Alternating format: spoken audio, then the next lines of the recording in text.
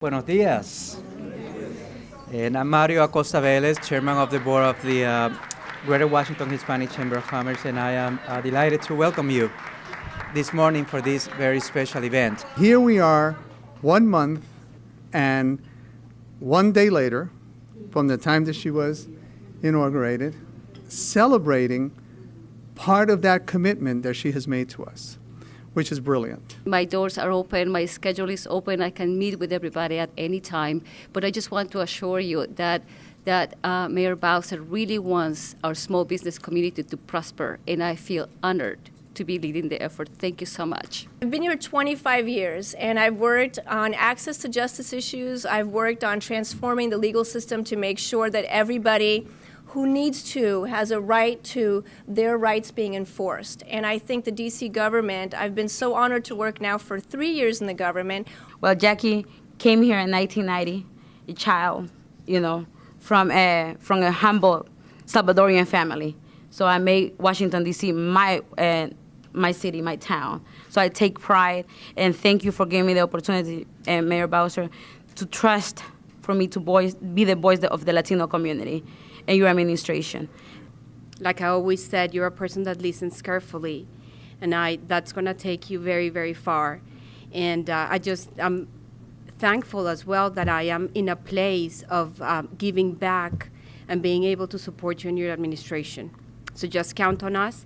Everybody that is here to support you and to see the administration succeed.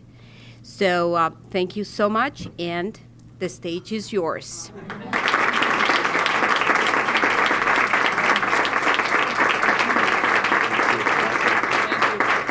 Please, good morning, everybody. Very honored to celebrate with friends at the Greater Washington Hispanic Chamber, and glad that this is not a new relationship, but a continuing relationship. And I get the chance all over the city to really sing the praises, all over the world, really. When the Mexican, the mayor of this Mexico City was with us, I got the opportunity to tell him how well organized our Latino business community was. And at every event I go to, or every listening session or lobbying session, I'm always very impressed with how this organization has the pulse of the community and can really advocate in one single voice for the community. And I can't tell you how important that is. I had the pleasure, I think you all know, for the last 7.5 years to represent Ward 4 in the Council of the District of Columbia, where I had the opportunity to represent the most, and I will always contend this, Latinos in the District of Columbia. And there I learned what the things I think that we need to do to make sure that we have a more inclusive city. In the area of education, we still need to make sure our schools are serving all of our kids. I was very pleased to stand with the Chancellor of Schools in announcing an initiative that would focus on boys, young males of color, African American boys, Latino boys, who the gaps are still too large in their achievement. And we need to make sure that we're changing that. So I want to work with the Chamber. What's important, I think the Chancellor put out a call to recruit 500 mentors. Another area that we are focused on that has a dramatic impact on our Latino families is housing, and affordable housing, and safe and quality housing. And as we grow, I'm sure you have been following the series in the paper recently about the progress in D.C., and we're all happy about progress, right, Jay? But we can't be happy about growing gaps. And what we actually see the income gap in our city is growing.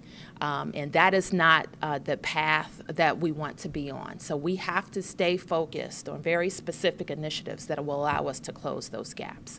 And so I will invest with the help of the Council of the District of Columbia. Every year we've made the commitment to invest $100 million in affordable housing. And that is going to be key to families and helping them close their gaps. If you're spending 50% of your income on housing, you can't do much else. You can't save, you can't get your kids ready for college, and you can't even enjoy a good quality of life right here in the district. So we need to stay focused on that. And what does that mean for the business community? $100 million out on the street every year for affordable housing means we can put a lot of people to work. And how we do that is important, and how we involve our businesses is important. The last thing I'll say is this. Let's stay in touch. We don't have to wait for next year to have a breakfast or the next fabulous event or session that the Chamber will host. I hope that you're constantly communicating with me. If there are things that we need to do differently, tell me. If there's some place that I need to be, say so.